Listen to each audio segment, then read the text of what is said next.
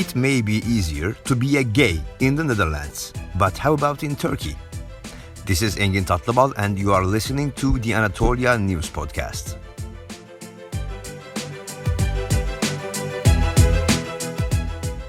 LGBT denilen olay bir defa aile kurumu. What we call the LGBTQ+ is a poison that is injected inside our family structure.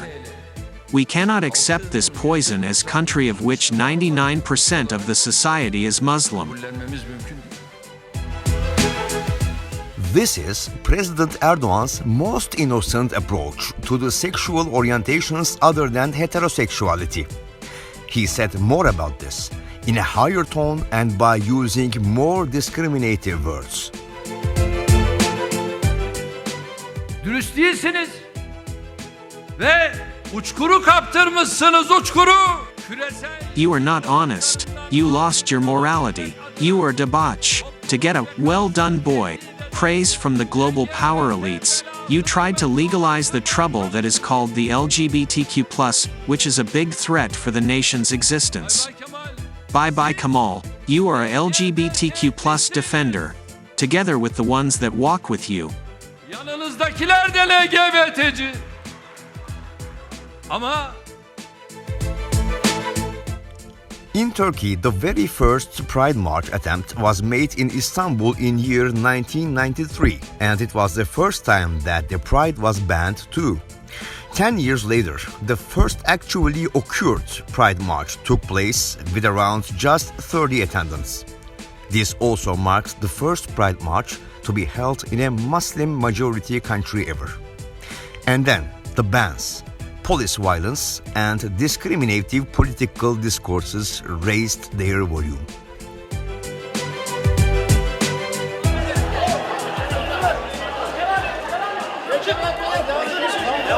Devam edin.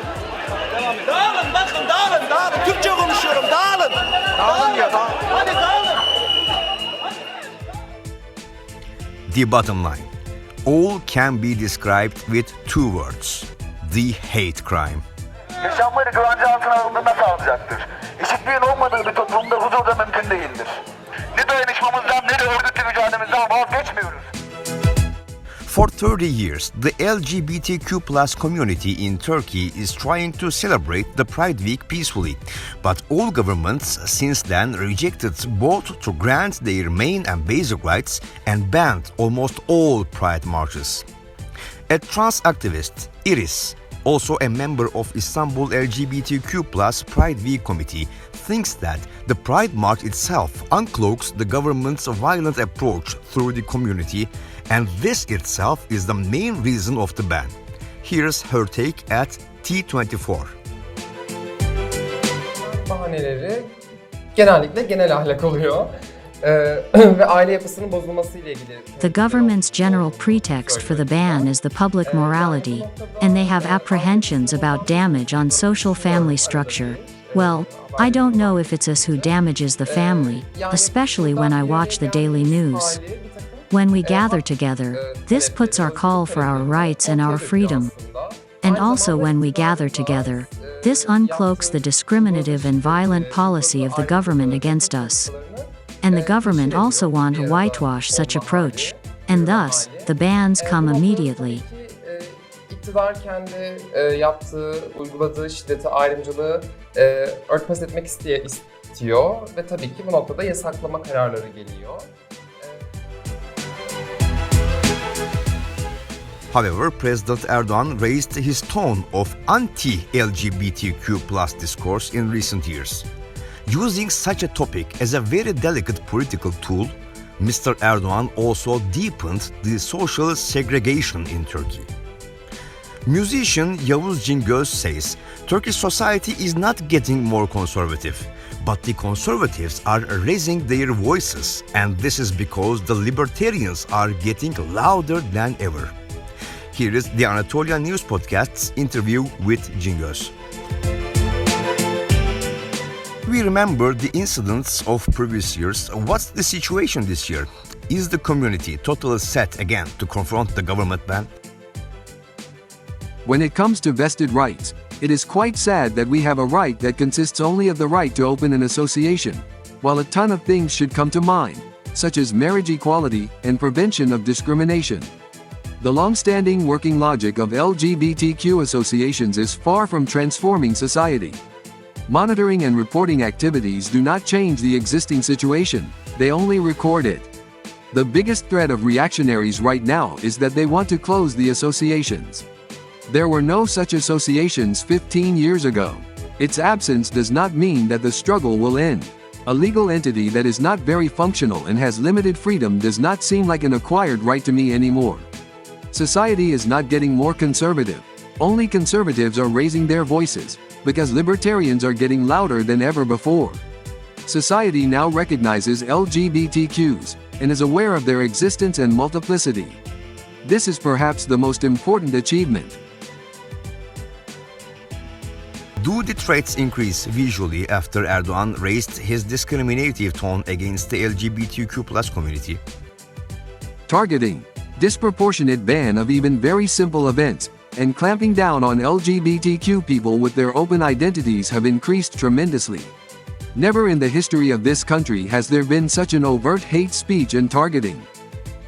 LGBTQ+ voice sounds higher than 20 years ago some way, thanks to the struggle that sustained.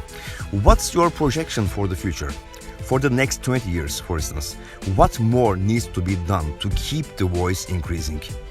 Nobody lives for society or state, etc. His most valuable asset is himself, his identity. Especially if it is an identity whose construction has been worked on and for which a price must be paid. Our identities will become more valuable, we will become more unique, and with our open presence, the world will change as it has always been. Nothing can stand in the way.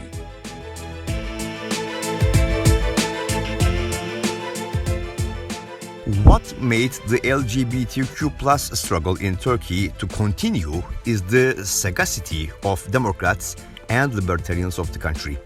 Even from the conservative wing, there are people who keep their solidarity with all oppressed ones. Fatma Yavuz is one of them. She is a theologist who was once, and still is, a major figure of Freedom for Headscarf movement. Her supportive speech for the LGBTQ+ community in Turkey was influential and really infuriated the Erdogan supporters.